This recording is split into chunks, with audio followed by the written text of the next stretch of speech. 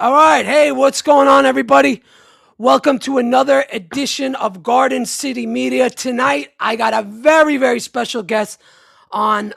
It's a guy I've been wanting to come on my show for a very long time and talk Mets. This guy is all over the place. If you are on YouTube, if you are on Instagram, if you're on TikTok, you know Tony Met Show. That is who I got on tonight. So, Tony, welcome to the show. So happy to have you on, brother. How is everything going, man? It's going great, man. I'm happy to be here. I've long wanted to be on the show with you, and I'm glad that we could make it all come together here. So, really pumped about it, man. Awesome, man. So, obviously, we're here. We're going to talk Mets and whatnot. Right now, let's go over. How do you feel about the state of the team right this second? Like, how do you feel like right now? Like, after it's all said and done, everybody's gone. We got the new team. How are you feeling? I feel pretty good. Like, I'm not going to sit here and say they're going to go win the World Series. I'm not going to sit here and tell you that they're definitive favorites out of the National League. That would be foolish to say that, but I feel good about this team for a couple different reasons. First and foremost, I like the idea of a fresh start. I like the idea that, that last core just unfortunately seemed to fail more often than they did succeed. Not necessarily like at an individual level, like Pete had his good seasons. Nimmo had his good years. McNeil was useful in different ways. And of course, even won a batting title a couple years ago. But for whatever reason, that group as a collective always seemed to fall short and in the most excruciating ways. So I'm excited about a fresh start. And a reason for that is because of some of the faces they brought in. Obviously, the biggest thing, fixing the rotation a little bit, getting Peralta, but on the position player side, even at 36 years old, I'm kind of excited to see what they're going to get out of Marcus Semien. Obviously, Bo Bichette, learning a new position, but still the bat should play really well. And then Luis Robert Jr. and all that without talking about some of the young guys coming up that we've seen this spring down during spring training. Right. So I'm feeling comfortable and pretty excited for this year. Now, let me ask you this. We mentioned the core. You mentioned Alonso. You mentioned Nimmo. I can't put my finger on it, but something was just wrong about that core. They were together for 7 years. All right. We had 2022, which was great. But at the last, whatever it was, a week before the season ended, the Braves caught us. And that was just like it, that we were done. Then a year goes by, 2023, it's a disappointment. We bring in Verlander. And then 2024 happens. Hire David Stearns. The first half of the year looks like it's a repeat of 2023. But then OMG happens. Things catch fire. And we make it all the way to the NLCS. Got to get to game 6. Stretched out the Dodgers. Then we bring in Juan Soto. What happened, Tony? What am I missing? What the hell did I just watch last year? I wish I had an answer. I don't have one either. I've been trying to figure it out since it all went down last year. And it was like a slow motion car wreck because we saw it happening pretty much since June on. I mean, the line of demarcation of last year was the series against Tampa Bay. If you remember, the Mets were rolling, best record in baseball, Right. 20-something games over 500. I remember Clay Holmes went out, had a pretty rough start on a Friday night, and then the Mets got swept that weekend, and they never looked the same ever since that point. So I think a lot of it was, of course, the easy route of just saying, well, there were a lot of injuries, which there were. The rotation Right. were to get them banged up. That's going to happen to every team, though. And so I think it was honestly, if I could circle back even to 2024, let's be honest, the Mets were a year ahead of schedule. Yes. In 2024. We thought that was going to be a transition year where they didn't do much that previous offseason. Bridge year, what we were told. Bridge year. Perfect way to say it, Eddie. And they surprised us. They got hot at the right time. So that was just kind of like a little bonus here. And then obviously you add Soto, you expect, well, we should go further than game 6 of the 24 NLCS. But we were ahead of schedule in 2024. Last year was just a fall to reality. But I'm feeling better about going into 2026 now. Right. Now, again, I'm just to go a little bit more on 2025. That record after 8 innings, what was it? 0-72. Mm-hmm. What was that? Like, all right, so I was at the last series against the Marlins. I went to every game, first game, big disappointment. You had who was it? Alcantara just pitched a gem because couldn't hit him. Next day, Clay Holmes pitches a gem. We hit. And that last game on Sunday, I get there late. It took me an hour to get in the stadium. It's already 2-3-0. But I'm watching that scoreboard, and the Reds are losing. And we got the bases loaded. Pete gets up, cracks one, hits a sound that I never heard in person. Thought that thing was gone. And I look over, my wife's like, he caught it. Oh my God. And we just never recovered. Like, what, and I know we can't describe it, but what was it? Why couldn't we hit with runners in scoring position? What, like, we had the hitters, but we just couldn't do it.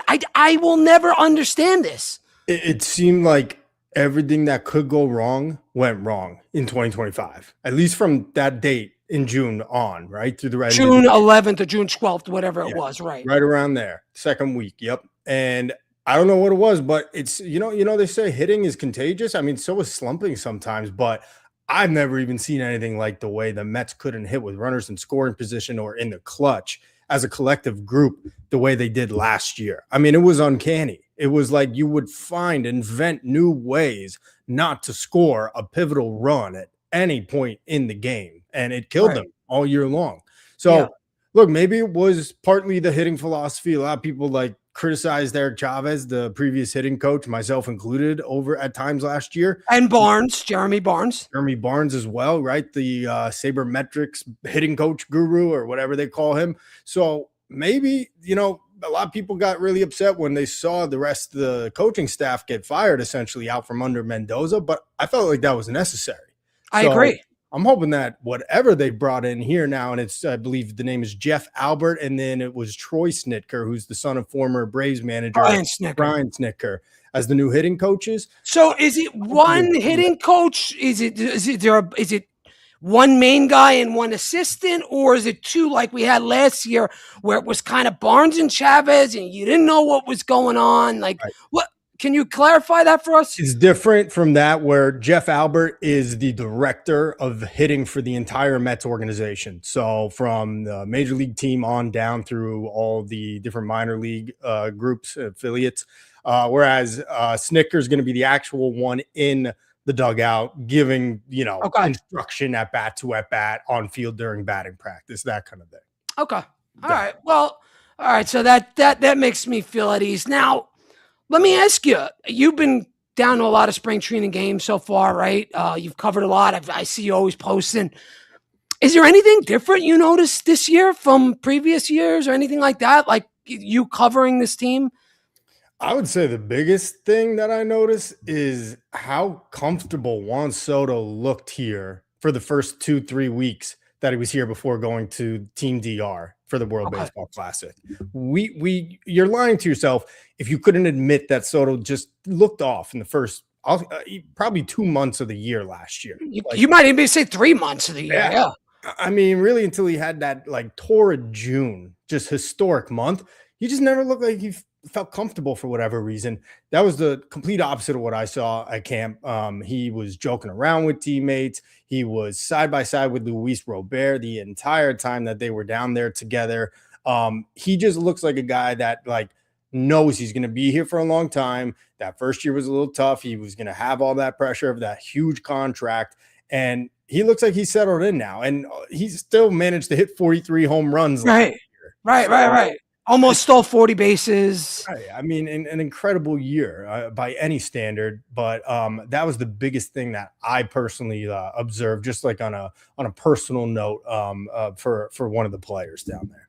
Right. Well, that's the greatest thing we can hope for is, a consistent Soto from April till, October, and hopefully, even well into October. Maybe it's hopefully like it was with Carlos Beltran, where Carlos Beltran the first year had a lot of pressure, big contract. And then in the second year, we brought in a bunch of new guys, and that helped them. I'm hoping the same for Soto. Yeah, no doubt. And I was just going to say real quick, Eddie, maybe even more, because look, at the end of the day, Soto's going to get his numbers are going to probably be close to what they were last year or in line with what he's done. But even more. Hopefully, him being more comfortable now and maybe being even more of a leader, there'll be better clubhouse chemistry. We know that was a big issue we talked about all off season. So hopefully, Wait, let me stop you there. Yeah. Clubhouse chemistry. And we hear this a lot. We heard this a lot off season. What was it? Like, I don't want to get into the whole political thing. I don't want to get into that because I don't think that's relevant. I really don't. I played baseball for a very long time, played until I was in my 20s. We never talked about politics on the baseball field. And again, I never played Major League Baseball, but do you really think that was what was going on? It was a political thing, or was it just a matter of these guys just didn't fit? I think they just didn't fit. And like you were saying before, from 2019 on, that core of McNeil and Nimmo, Lindor, or not Lindor, but of Alonso, and then eventually 2 years later with Francisco, they just always underachieved. 2022 ran out of steam, blew it. 2021 had a 10-game lead at one point in the middle of summer and didn't even make the playoffs that year. 2023 was a disaster, of course, as we know. I mean, just something about that group just didn't mesh well. I think more than any politics that might have been involved was the whole captaincy issue. When we heard how Lindor, well, of course, all the fans wanted Lindor to be named captain. And I said this at this time last year when it was at the peak of its, the talk about Lindor being named captain. I felt like Nimmo might feel some type of way about him not being named captain for having being the longest tenured Met, drafted by the team, total role model, hustler, all that stuff. And we've heard it sounds like he kind of did feel some type of way. So I think that was probably the biggest thing. Do you think that's why Steve Cohen came out and said there will never be a captain under my ownership? Do you think that was it? Because that might have been why. I mean, because let's face it, they both deserved captaincy, Nimmo and Lindor. You know what I'm saying? Like, both very, if you had a son and you wanted your son to be like a baseball player, you'd want him to be like Brandon Nimmo or Francisco Lindor. They're both leaders. So 100%. I definitely do believe that is why Cohen just outright squashed it. And I love that he did it. First and foremost, naming a captain does not get you any more wins. Not naming you a captain on your team does not give you any more losses. There's almost nothing to gain from it. And like Cohen said, it's an ever-changing clubhouse with different personalities and different guys in there. Why do you need to have a captain that maybe doesn't mesh as well with a different group? It should be decided amongst them in the clubhouse. So loved that. And it just felt like Cohen kind of just stepping on a landmine so that Lindor never needs to field another question about this ever again. He can go focus on being the best baseball player he can. I couldn't agree more. And here's another thing, too, that people don't talk about with Marcus Semien. Marcus Semien was one of 3 captains in baseball last year. So I think, yes, we gave up Nimmo, who was a proven leader, very productive player, but we got a captain in return as well. And he's not going to be named team captain, but if you're named captain in baseball, I think that's a very high honor. Even though we may not think it as fans, I do think it is an honor. And I think that's a big reason why we went out and got Semien. I think not only for his club, but for his leadership and what he could bring to the clubhouse. Yeah, I mean, I hope so. We've heard so much about throwing that out there. Oh, sorry. Good on my end, no? I think we just froze up for a second. Oh, did we? Oh, okay. Are we good now? We're good. We're good. Froze up. I'm excited for Simeon's glove. I'm excited to see what he brings as a leader. We've heard a little bit of dribs and drabs coming out of Texas with him and Seager having a kind of weird relationship. I don't know the details. Do you buy any of that? I don't know if I buy that either. I don't know what to buy. I don't know what to believe. They say there's like one side and another side, and then there's the truth, and that's just the way I'll look at it. And so, look, I'm excited. I think 36 years old, he looks like a gamer. He's had a resume as a pros pro over his entire career. So, I think he's going to definitely be a vocal leader in that clubhouse and just one by example. Do you think? Are you worried at all about his bat, declining? I know he's been a little bit on the decline the past few years. Are you worried about that, or are you just thinking, I think we got him more for his glove and kind of leadership than we're worried about him offensively. I think he's going to be fine offensively, to be honest, especially year one. I compared him to. I think he's going to have a year like Marte's first year with the Mets, kind of like that. Those numbers. 20-something home runs, 70, 80 RBIs, not stealing the bases, but sort of that kind of thing, little bit higher, maybe not, 270, 280, but maybe something like 260, something like that. I think that's where he'll peg in this year.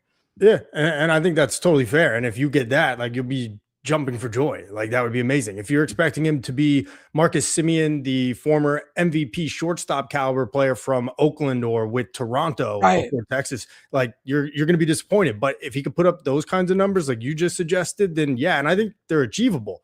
If you looked at where he played last year, Globe Life Park, the new stadium that the Rangers have played in for the last 2 years, it is one of the least hitter-friendly ballparks to right-handers, especially pull right-handers like Marcus Semien. I think he's going to have a much more favorable time at Citi Field. The only thing I want to caution Met fans about is we know the first month and a half or two at Citi Field, with the way the wind blows in off the meadow or off the bay, is going to nerf a lot of power, especially from right-handers. So don't freak out. I think there's going to be a point where he goes absolutely bonkers. I could easily see him doing, like you said, that 20 to 25 home run range and really being solid. Yeah. So, yeah, I'm happy about Semien. I like the trade. Let's get into the state of the team. What's going on in right field? Looks like Benj is going to win this job, but there's talks about Talkman. There's talks about this other, there's talks about Ewing. What's going on in right field? It's tough because there's really no wrong answer right now. Benj is obviously one of the top prospects, not only in the Mets system, but in all of baseball. And he has looked really good this spring, hitting over 300, using the opposite field, good exit velos, like all the things we've heard about the guy since we basically drafted him out of Oklahoma State 2 years ago. At the same time, Mike Tauchman's having a really good spring as well. And this is a guy that for some reason was overlooked by the rest of the league in free agency this year. He's at a 359 on base percentage over the last 3 years. So this is a guy that gets on base really well, plays average, if not above average defense in the outfield. So how old is he, Tony? He's 35. So, okay. I mean, he's older. He's older. Don't get me wrong, but he's someone that, like, you're not losing by putting him out there. Like, you're not just giving up an at bat by putting Mike Tauchman out there. And then at the same time, like, Benj only got 24 games in AAA last year. Do you want to just give him a little more time to get, a little bit extra reps down there and before putting him on the opening day roster? Like, I'm still torn on it. I'm 50-50 on which way I lean. Right. I mean, with Benj, you could start him, but then again, he has options. So starting him at the minor leagues doesn't make a lot of sense. I get it. And Tauchman, I guess he's 35. You mentioned the on-base percentage. What's a good power season from him? Can we expect 20 homers? Can we expect 15? What's his ceiling? As if he plays 162 in Tauchman, what's his best case scenario there? I would say if he played in 162, which we know nobody does anymore, but if he played like 140, essentially was the everyday right fielder, his ceiling's probably 15. I don't think he's going to hit more than 15, 17 home runs, and that's going to be like, wow, good. Okay, wow, that's impressive from Mike Tauchman. But like I said, going to get on base a lot, have a pretty decent batting average. That's just what he's done over the last couple of years. It's no guarantee to repeat. But again, if Carson Benj is ready, I don't want to hear any of the stuff about, save him the service time. If you have him start the year in AAA for the first month and a half, you get to, you get the Mets get that extra years. Don't give me any of that. If they think Benj is ready right now, put him there. Put him out there. Put him out. Right. And then, so if Benj makes it, what happens with Tauchman? Does he stay on the team? What do you think happens there? Well, he is on a minor league deal, so the Mets could put him down in AAA. I believe how it works is he would technically still have to accept that assignment. I'm not completely sure, to be honest with you, at the moment, but I would love to see both of them. I just talked about this the other day. I just don't see how you could do it, because if you have Tauchman as the guy off the bench, well, then you have two outfielders on your bench with Tyrone Taylor, Tauchman, Luis Torrens, of course, as your backup catcher. Right. And as it stands, Mark Vientos as your backup infielder. I mean, you just can't do that. If you put Brett Beatty at the DH in that hypothetical lineup right there, you can't move him around for late inning defensive changes, because that would eliminate the Mets DH spot during that game. You take Okay. him out to put him at second base. Well, now you have to have a pitcher go up there to hit or pinch hit for that pitcher.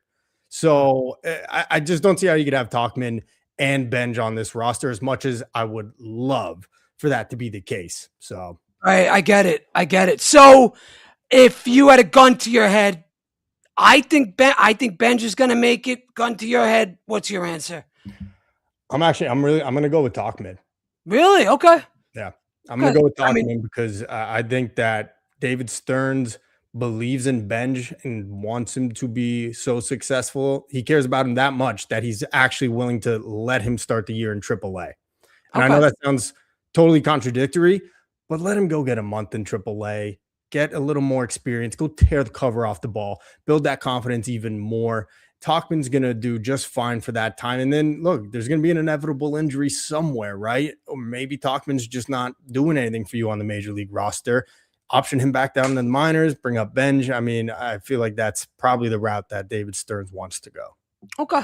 So I appreciate that. I thought it would be Ben just because of the way he looks, but I get the long-term play too.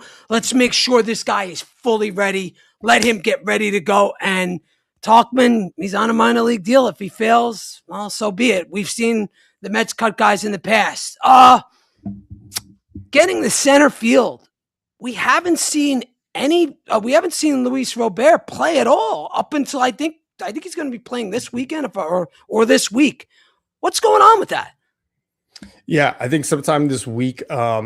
This was the Mets plan all along. They said it immediately when he reported for camp. They wanted to work on his lower body, essentially just strengthen some areas. I don't know all the science behind it, but that's where he has unfortunately missed so much time with Chicago over the last couple of years is because of lower body injuries. So like hamstrings, quads, things like that. Calf, knees, all that stuff. Right. Okay. All right. So basically they're just hoping to play him slow out of the gate like they have here. And then I would assume this will roll into the regular season as well, where he is not going to be penciled into the lineup every single day, where maybe he'll DH even a little bit here and there and have Tyrone Taylor out there in center field to continue to work and build him up. But this is all part of the plan of hopefully him getting back to that 2023 version of himself where he was 13th in American League MVP voting, hit 38 home runs, damn near had 100. Yeah, he's phenomenal. Yeah. So look, if he can even just be half of that, that could totally transform this lineup. And we've heard Mendy say, I think the direct quote he said a couple of days ago was, man, if he stays healthy, we've got a hell of a player. Right. I mean, look, I like what you're saying. Let's, almost like with the Knicks, how they treat Mitchell Robinson. Let's take care of this guy's health first and foremost. DH him. We know he could play great when he plays, but we need to get the best out of them. So I like that plan. I'm not crazy about Tyrone Taylor. I don't like his bat, but he can play the position, so I'll give him that. So I totally understand now. Do I think he could get to those 2023 numbers? I really don't. But like you said, if we get half that, 20 home runs, 250, 260, I'd sign up for that in a minute. Oh, without a hesitation, especially what the Mets got out of center field last year, which was a black hole. I mean, Cedric Mullins in the second half. Before that, Tyrone Taylor was brutal. You had a little bit of Jeff McNeil, who was serviceable defensively, but even he wasn't all too great. He should have never been in center field, him or Nimmo, ever. No. And even sprinkle in a couple of games, but I think from Luis Angel Acuna in there as well. So, I mean, it was just a train wreck. So almost anything is going to accidentally be better from Luis Robert Jr. this year than what the Mets got out of center field in 2025. Yeah. I mean, again, like you said, as long as he could stay healthy, that changes everything. Also, too, he's going to be on a competitive team this year. So hopefully that motivates him too. So, we'll see. When it comes to first base, is it Polanco's job? Is Beatty getting reps? What's going on there? Because I'm still trying to figure this out. I'm right there with you. I mean, it's just strange. You sign Jorge Polanco in the offseason and you announce he's going to be the new first baseman about a week or two after Pete Alonso leaves. and we're like, all right, you just signed a guy to play first base that has never played it in his career before. Right. And you talked about run prevention, run prevention, run A prevention. little contradictory, right? It just didn't really make sense up in my brain, at least. But it seems a lot of fans felt that way, and that's how it's played out in camp so far. Because look, then they signed Bo Bichette. You moved Brett Beatty off of third base, the position that he played the most throughout not only last year but his entire career. And so it's like, all right, he was also one of our best bats in the second half last year in Beatty. Right. So I personally think if I'm a betting man, I'm going to say Beatty's going to play the most reps at first base this year. Really? So you think he'll play more than Polanco? I do. Yeah. Wow. I mean, going from third to first, obviously kind of a natural change going just from one corner to the other. Obviously, there's some different things you need to learn about first base, cutoffs and stuff like that for being ready for pickoff, Angles where you're going to throw it from. Yeah, exactly. So there's going to be some changes, no doubt about it. But I trust a corner infielder to be able to make that change. We've seen it millions of times over the years in Major League Baseball. That's not to say Polanco will not be able to play a good first base as well. I just think that Beatty's going to be more comfortable there. And I think it's going to come down to who is hitting better. And I think Beatty's actually going to have a pretty solid year built off of last year's second half. Okay. All right. I mean, listen, we bought in Polanco definitely for the runners in scoring position, his batting average at running scoring position. Bought him in for the clutch factor. We saw the home runs off of Scooble in the postseason. So I definitely like the signing. Obviously, he's not going to be Pete Alonso, but I don't expect him to be Pete Alonso. Go out there, give me 20-something homers. I just hope that he doesn't revert back to his 2024 numbers, which were pretty bad. So that's my only concern there. What's your thoughts on Bichette at third? Is he locked in there, or could Beatty possibly get in there? Like, what's going on there? I mean, I think it's Bichette's job, but I don't want to say that 100% because I don't know. I would say it's Bichette's job, but to lose potentially. Like, the Mets really don't have any skin in the game with Bo Bichette. This is essentially a 1-year contract. So while I think they told him that they expect him to be the everyday third baseman when they agreed to that contract, I also think that if he is so horrific over there, which I don't expect him to be, I think he will be just fine. I mean, there's going to be times where just going nuts about it because he's just having a rough game or whatever, but they will put Beatty there. And they even said that to Beatty. They called him pretty much right before or after the Bichette signing and said, look, we're going to be moving you around, but you're still going to get some time at right this year. So like I said, the whole thing with the Mets not being able to have both Tauchman and Benj on this roster, in my opinion, is because where else do you put Beatty then in that situation if he's DHing? I think Beatty's going to be a guy that maybe starts a game at first base and then moves over to third base later in the game. Kind of like the new Jeff McNeil, maybe. Exactly. He's the new super utility guy on this roster. Right. So, and do you think he's got skin in the game in the outfield at all? Maybe some left field? I don't know about right field, but I do know about, he can play some left. Yeah, no, I think when the need arises, and we're kind of like not discussing the elephant in the room here, but while I don't think it's going to happen, Tyrone Taylor doesn't hit like he did last year. I mean, if he doesn't even do a little bit of damage, we could be talking about DFA territory, right? Which I know sounds crazy because you don't want to lose a quality center fielder defensively. But if Beatty can show the ability to play both those corner outfield positions well enough, you could always call up Nick Morabito in that case. That would give you a little flexibility. He could play some center field when Luis Robert Jr. is not in the game. So just a little wrinkle to all of this that I would throw out there. Do the Mets have anybody else, in the minor leagues that could potentially play center field? Like, if Robert was to go down, just because I'm just curious, is anybody that close? Center field wise, I think Nick Morabito is the okay. So it's Morabito. Okay. They put him on the 40-man roster this year to protect him from the Rule 5 draft.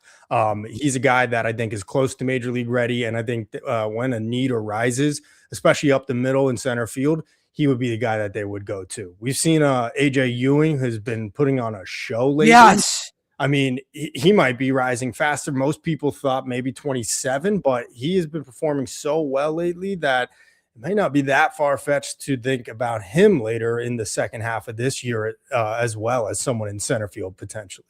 Is he known for his glove though? But because like from my perspective, I kind of see they talk about his bat more than his glove. Could you fill me in on that anymore? Like his glove, is he a plus outfielder? Is he average guy? Where are we with Ewing?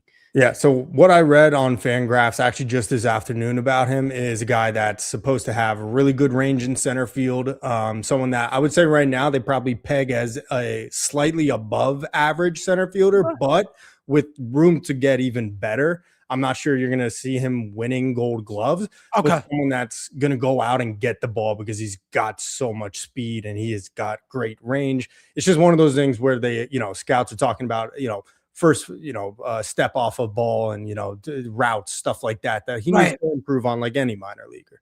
Right. Well, I mean, that's a good problem to have. Now, let's get to the other elephant in the room. What's going on with Mark Vientos? Like, is he going to make this team? Is he going to be the DH? What's going on with him? Because I don't know what to make of it. I'll just say it's not good. It is not good right now. Did not look very good in his Grapefruit League at bats before going to play for Nicaragua.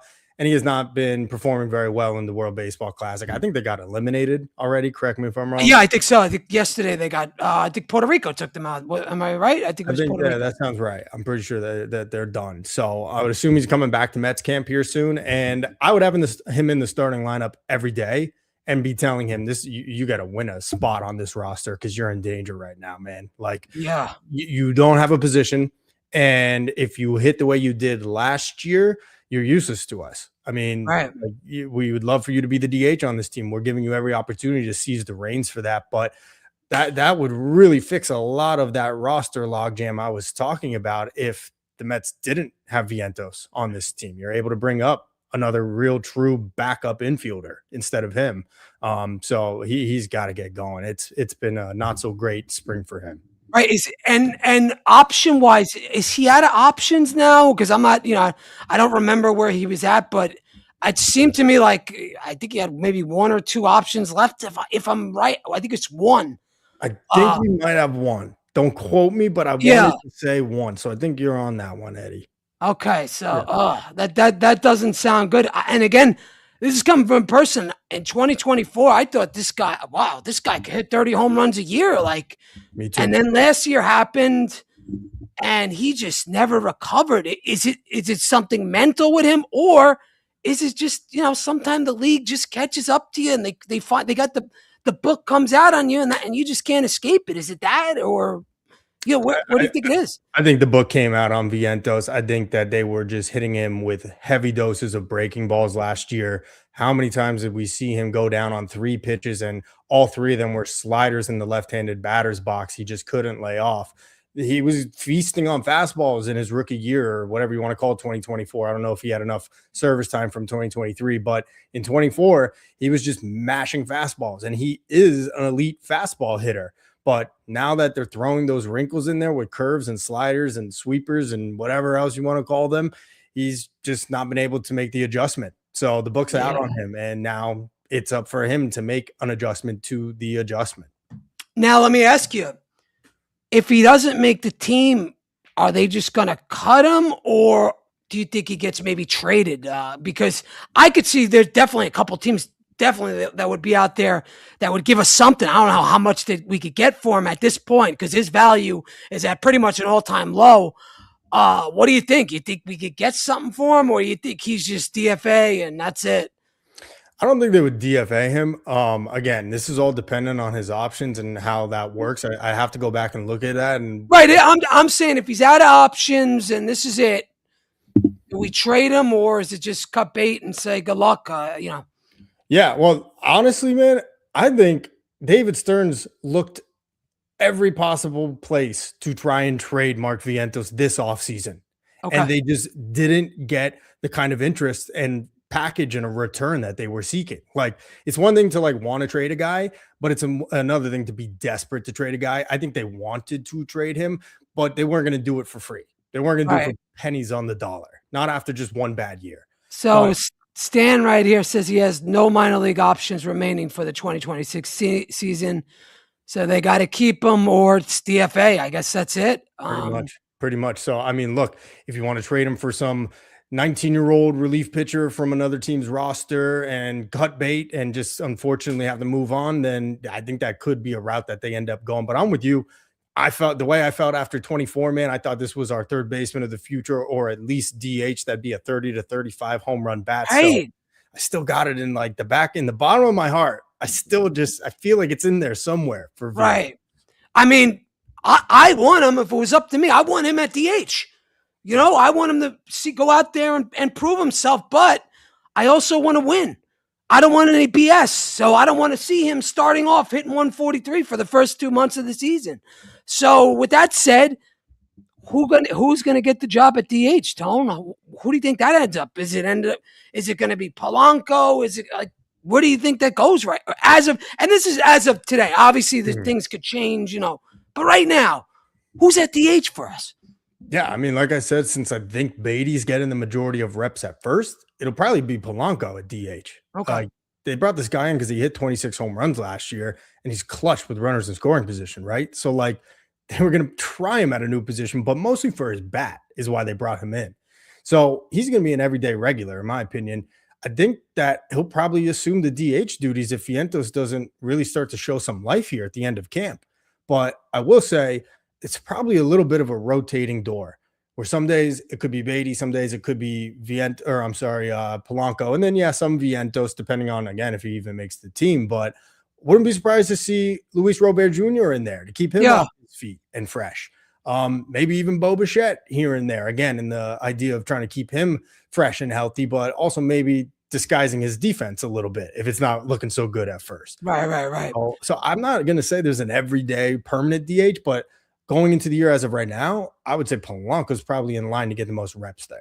Yeah, I agree. And I think him at DH probably gives you your best lineup there, you know, with Beatty and all that. Do you see any surprises with this team?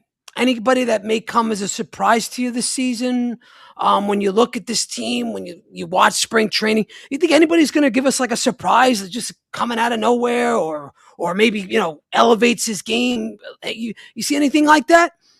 There's a guy that I'll say that I guess he's a prospect, so I don't know if it's fair to say it'd be a surprise, but it'd be the relief pitcher Ryan Lambert. Okay. I think he's going to get some really serious, impactful innings for this team in the bullpen at some point this year. I don't know that it's going to be immediately or it's going to be like even 60 innings, but I could see him pitching like 40 to 45 innings for this team, getting a call up in like, say, June, and sticking in the Mets bullpen through the rest of the year. And if they're lucky enough to make the playoffs, like that dude has future closer written all over him. He has the mindset. He's got a little bit of screw loose. I don't know if you saw, he said he ate something like 100 eggs a week to try. Yes, I saw that. Raw too, right? Yeah, raw, right. Like Rocky or something, man. So that's the kind of mentality you want from a closer. Oh, and by the way, can throw 102, right? And dot it. Like, so I think that dude is going to come out and just like once he gets to the big leagues, I'm thinking maybe sometime in June, maybe even middle of May. I don't think he's going to give up a bullpen spot. He's going to be here for a while. Now that we're talking about bullpen, does Craig Kimbrell make the team? Because, I mean, he hasn't been terrible, but hasn't been kind of outstanding either. Kind of somewhere in the middle. Yeah. And I think when you're at the twilight of your career, like someone like Kimbrell is, you kind of got to be outstanding, right? During spring training, you kind of have to really show out. Yeah. And maybe he's to strike people out. Yeah. Like strike out the side, like don't walk anybody. I remember the game I watched a couple of days ago. He walked, I think, 2 guys in a row. He wiggled out of it, but he gave up a run. I don't know. I'm going to say no, but there's always going to be something. Hey, someone wakes up tomorrow and their shoulder doesn't feel right. Well, boom, there you go. Craig Kimbrell, guy with that future Hall of Fame closer. Like you give him a shot for the first at least 2 to 3 weeks of the year. You see if you could just tap into it for a little bit. You know what I mean? Right. So if he was to make the team, his role to me would probably be first guy out of the pen. If I'm right about that, I don't see him being anywhere, 7, 8, 9 innings at all. I think he's sort of would be like a Brazabomb type where, he's a guy you go gets maybe in the 5th inning, 6th inning, something like that. Where do you see him if he makes a team? Yeah, no, totally agree with you there. Like guy that, first guy out of the pen, maybe even a guy when you're trailing by 3 and you kind of want to keep Yeah, it close without burning one of your serious arms. Unfortunately, that burned the Mets a lot last year, right? We'd be down by right, 2 or 3, and then we'd put in a guy that's bottom of the totem pole in the pen, and now all of a sudden it's a 5-run game. So you gotta be careful with that. But that's the kind of role I think he would start as. But I will say this. Hey, if he pitches well in that role for a little while, you start to bump him back up because you've seen him do it in right. 7th, 8th, 9th. I mean, World Series, right? So I think that's it's possible. All condition on the condition he makes the team first, right? Right, right. And overall, when you look at this bullpen, what's your expectations? I'm very happy with it. Even though Diaz is gone, I didn't really care because we picked up Devin Williams. And if you look at Devin Williams' career since 2019, he's been a top 3 closer in baseball. So again, yes, he's not at Diaz's level. Diaz is better, but it's been Diaz, Bader, and Williams has been the top 3 closers in baseball over the last 4 or 5 years. Easy. So I feel good about that, and I like the rest of the moves as well. I liked the kid from the Yankees. What's off the? I can't name off the top of my head. Whatever. But I like the bullpen. Yeah.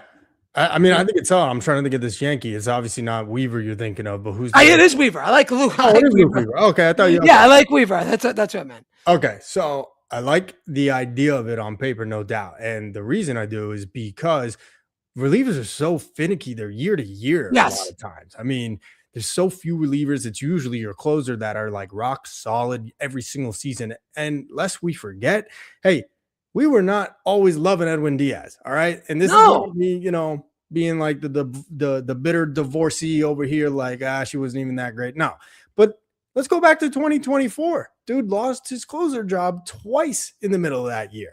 Missed all of 23 because I forgot all about that. You're totally right about that. I mean, like, it was elite in 2022, but it took 3 years. How about 2021? Yeah, he was terrible. Right. I mean, 2019, we were ready to run the guy out of town in his first. Oh. So remember it point to the sky and it'd be a home run? Right. Him and Hansel Robles, pointing to the sky together. I mean, just absolutely miserable with them. But look, you get a year like you did out of Diaz last year, and like, of course, it's hard to pretend like you're not going to miss him. But Williams was one of the best closers in baseball. We would have been saying that up until last year. Just one bad year on a year where he got traded to New York, of all places, for his one and only season with a new team.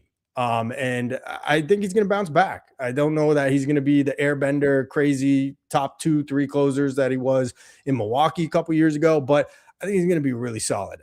Weaver, I think hopefully you get a bounce back from him. It wasn't a great season last year. He had some injury issues there in the Bronx. And then I think the biggest concern for me is just like it always is in the pen, the injury side. What is Minter going to be coming off that torn lat? How does Brooks Raley look at 37? Coming off Tommy John surgery, even though he was great last year. So we have 3 lefties. Correct me if I'm wrong, right? It's Raley. What's his name? Minter, Raley right now are only 2 I could think of that I kind of have penciled in for the MLB roster. I think that would probably be the only 2 right now. There's Brian Hudson as well, who is a guy. But is he gonna? I don't know if he makes the team though. I don't think he's going to be honest, but it's possible. He has apparently looked pretty good. I haven't seen much of him, if I'm being totally honest, but we've heard a lot about his name actually in the last week. So, I mean, definitely positive because Minter's not going to start the year with the team. He's not planning to return till I think it was the beginning of May. So he's another guy that's always hurt, Tony. Right. Minter. Right. And so I'm worried about this pen, honestly, if I'm being totally honest, as we're talking this out. I'm a little worried about it. Right. And are you concerned with anybody else there that concerns you? The kid we got from Milwaukee with Devin Williams. I forget the name off the top of my head. Are you concerned about any of these guys or? I mean, for Myers, I'm excited, honestly, because I mean, this is a guy that showed some really good stuff in the past, both as a reliever and as a starter. I don't know if you remember, it was game 3 of that wild card series in 24. He started that game for the Brewers against the Mets and shut them down for 5 innings Right, before Pete had the walk off. So, right, guy that has had some injury situations in the past, but has shown a lot of success in both a reliever and a starter role. So just in Myers specifically, he's a guy I'm actually really excited about. I was really happy to know he was a part of that trade. right, right, right. Yeah, look, I mean, I guess if you like you said, if we stay healthy, the bullpen should be fine. But guys are year to year, relievers are year to year, and you never know. It might not be perfect, but I'll give Stearns the benefit of the doubt because every year in Milwaukee, the bullpen was always like a top 5 bullpen in baseball. So I think that's the one thing he's good at is building a bullpen. So I'm not too worried about that. When it comes to the starting rotation, where are you there? Just 1 through 5 or 1 through 6 because that's what we have to do. Unfortunately, where are you at with that, Tone? I actually feel a lot more positive than I think some fans feel about it. I feel great about Peralta and McLean at the top. Oh, I mean, forget that's a about nice 1-2 punch. Like, I'm not going to say it's a top 5 in baseball, but it's up there. It's close. It's definitely top 10 in my opinion. If McLean continues to become what we've seen him do so far. And then the rest, 3 through 6, let's call it. If Holmes does what he did last year, gives you 32 starts with a 3.5 ERA, that's exactly what you want from a number 3 starter. Sign me up. Everybody would sign for that on the dotted line right now. So that's the hope there with Holmes. And I got to believe that at least 2 of the 3 of David Peterson, Senga, and Manaya are going to bounce back and pitch at least closer to what they have normally done throughout their careers.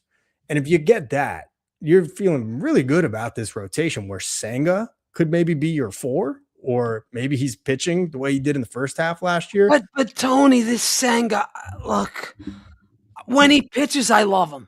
Right when he pitches, but this guy can't stay on the field, and you got to get a 6-man rotation with this guy because he's so fragile. Like I don't know if he's pitching the way he does, and he's excellent. Don't get me wrong, but if he can't stay out on the field, I'm sorry.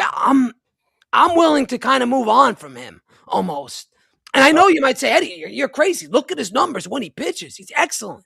No, because I hate the if game. I hate the if game. I don't like doing this if he's healthy, if he's that, right? And I know I just kind of said that about Clay Holmes, but we saw him actually do that last Clay year. Holmes can do it. We know he could do it.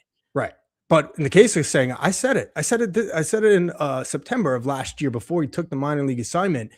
The Mets are they doing more harm to the rest of the guys in their rotation than they are good just to accommodate Kodai Senga? Because if that's the case, then you got to get rid of him. And I think they really did look to try to trade him similar to Vientos this past year and just didn't get the return that they were hoping for. I mean, 2 guys at their lowest values at that time this winter.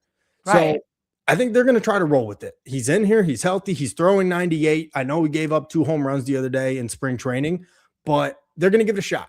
And if he does pitch the way that he did last year in the first half, not even that, but just, like a top 3 in the rotation kind of arm, you're going to be feeling pretty good about this group. But again, that's another if that I just gave. Yeah, but here's the thing for me. I like that Peralta wants to take the ball every 5th day.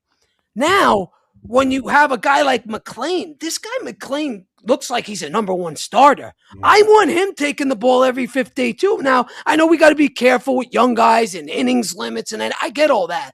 But I don't want Kodai Senga to hamper the development of other pitchers, such as a McLean, such as, David Peterson, or, I want these guys at their best. And I just hope Kodai Senga doesn't kind of mess that up. That's where I'm at least. No, I'm totally in lockstep with you because I've said the same thing. I don't want them to put whatever makes Kodai Senga feel right ahead of the rest of the 5 men in that group, right? You got to do what is best for the entire rotation, not just for Kodai. They're unfortunately in one of those tough spots where he, for some reason, is still not ready to pitch in a 5-man rotation now in his 4th season here from Japan.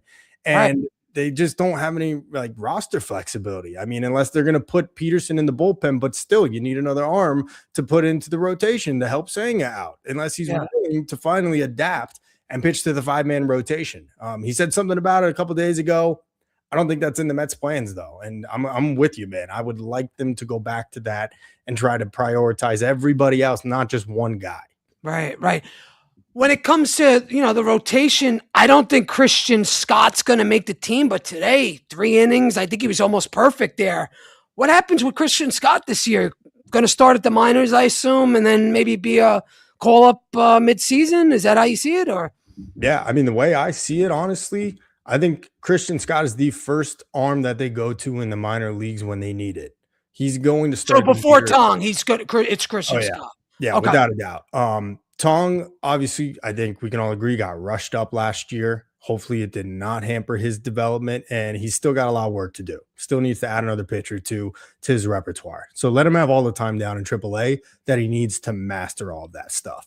As far as Scott, I mean, he was up and down a little bit. Okay, not so great in his 2024 season when he made like a handful of starts, got bit by the home run ball a lot, and needed to work on some things, no doubt. But he was ready for the majors. He was ready to make those adjustments at the major leagues, and now he's only come back up and thrown even harder post Tommy John, which is not abnormal. That's pretty common with guys that get TJ surgery. So that's a great sign. But I think let him start the year in AAA. Let him get his legs under him, his arm loosened and, stretched out. And I think outside of them having the occasional spot start from that Tobias Myers in their bullpen, if they got a need for someone in the starting rotation for the long haul, 2-3 turns through, it's going to be Christian Scott. Yeah. And just to kind of finish off the whole rotation, who do you got? Who gives us the biggest surprise? Who are we most pleasantly surprised of when we talk Kodai, Peterson, Sean Manaea? I was going to include Holmes, but forget that. So, with those 3, who's our pleasant surprise? And who's the guy that disappoints us? Wow, that's tough. Man, I'm going to say Peterson disappoints us. Really? I mean, man, he was solid in the first half. He was really good in the second half of 24, and then the bullpen in the playoffs that year. I don't know what it is with Peterson, but I just still have this trust issue with him. Former first rounder, just never really lived up to it. His college arm out of Oregon. I thought this guy was going to be a number one day, and just hasn't lived up to it. I think he's going to be serviceable.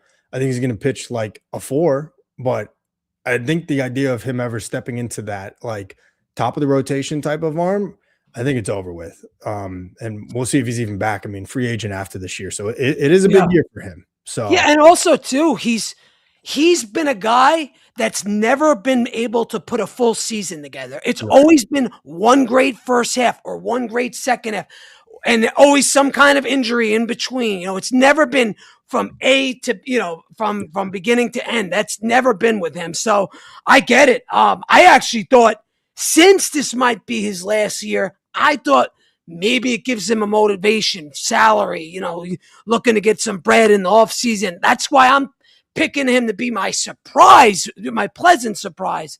Whereas, the other guys, Manaea, I think I watched him and I was in the first row. And I watched him pitch. He was hitting 87 on that ball on the screen. You're not impressed? I was. I mean, they were. The Marlins were just nuking it off. I mean, they were just hard outs. Every single out. Bah! You hit them with a crack. Boom, boom. And they were just, one of them hit a home run and you knew it was gone the second. I think Manaea is cooked. But that's just me.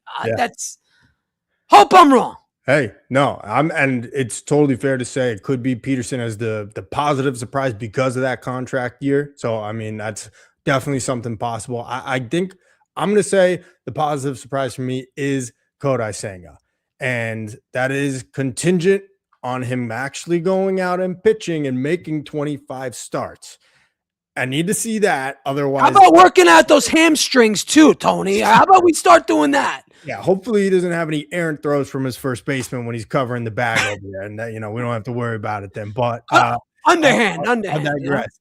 I think if he gives you 25 starts with an ERA around 3.3, 3.4, I'd sign for that from Kodai Senga today, wouldn't you? I mean, it's not In a second. yeah.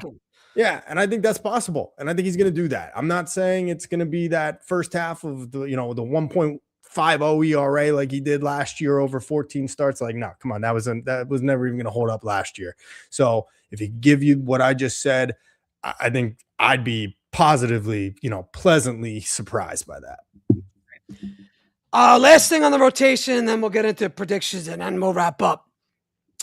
McLean. What are we going to get out of McLean this year? Is he going to really be that ace that we all hope and pray for, or is he going to have some struggles like every major leaguer does? He's that's not named Jacob deGrom. Like, what are you thinking there? I'm hoping for the best. I'm hoping for ace, number 1, number 2 type stuff, but I'm also being a realist too. He's a young kid. Yeah, no, I like that. I like the way you put it, because there's almost nobody that just comes up and dominates. Like, Paul Skeens might be the only exception to that, because if you remember, even DeGrom had his issues at times. Until that, yeah, we talked about him as like a number 3 when he first came up, right? Like, it was never. Yeah, and obviously, that great postseason in 2015 and Dodgers started in LA, but then they had that issue. I think it was 2016 or maybe 17. The whole thing with Terry Collins having to go console him in the dugout, and that really turned him around and got him back on track. So I think that Nolan McLean is going to be an ace. I'm not going to say that it won't be without struggles like Paul Skeens, who just has carved up the entire league since he debuted, but I don't think it's going to be very big issues. I think, every now and again, he's going to get bombed, give up 2 home runs and maybe a 4 or a 5 spot. But I think in between those, there's going to be 7 innings, 1 run, 6 innings, shutout ball, 8 innings, shutout ball. So it's not all going to be perfect, but no. I think you're going to get you're going to be talking about him as one of the top 15 pitchers and starting pitchers in baseball entering next year. Wow. Okay. So you have high hopes. Okay. So you're talking sub 2-3 ERA.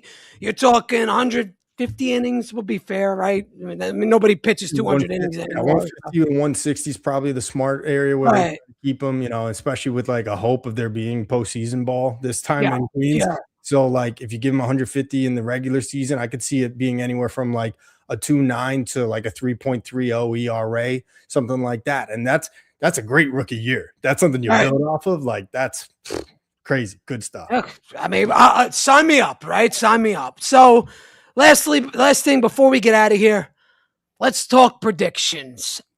I'll go first. All right. I'm saying Mets are going to be. They're going to make the wild card. They're not going to win the division. I think the Braves get the division. I think we finish in second.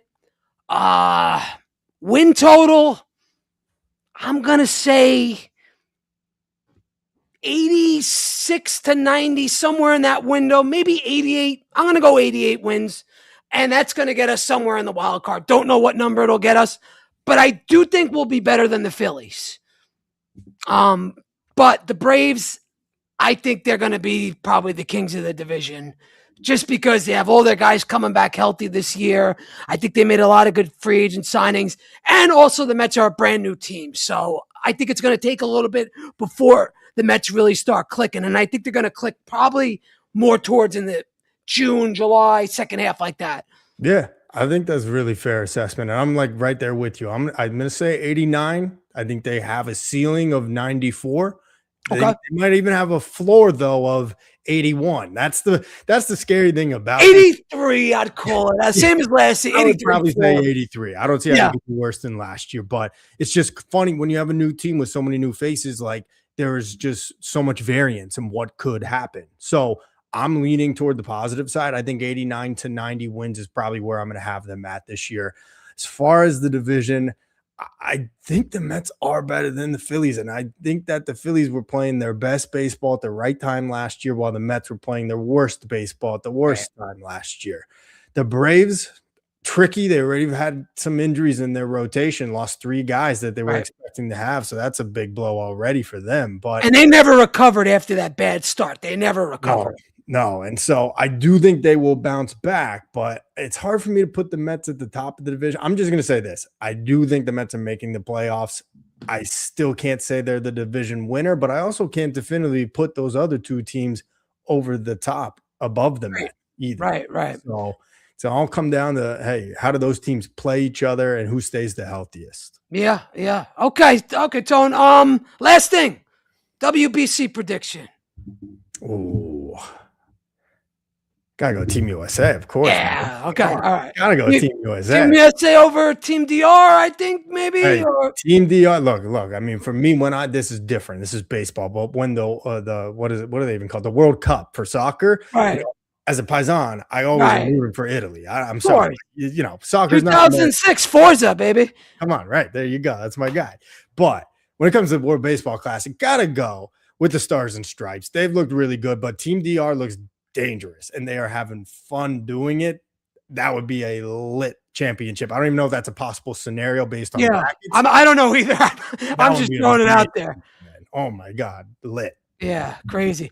All right, Tone. I appreciate you so much for coming on. Tell everybody where they could find you, where to go, and do all that stuff. I appreciate being on. It was awesome, Eddie. You guys could all find me, Tony Metro, pretty much all across the board: YouTube, TikTok, Instagram, Twitter, Facebook, even a Facebook page. So just Tony Metro. There might be like a Tony Metro 7, but if you just type in Tony Metro, you'll pretty much find it pretty easily on any of those.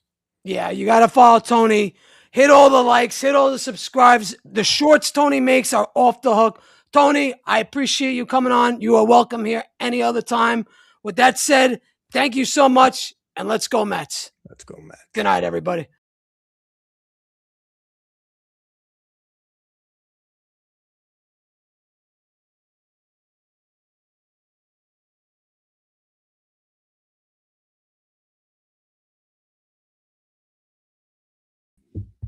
I don't want to take any more of your time.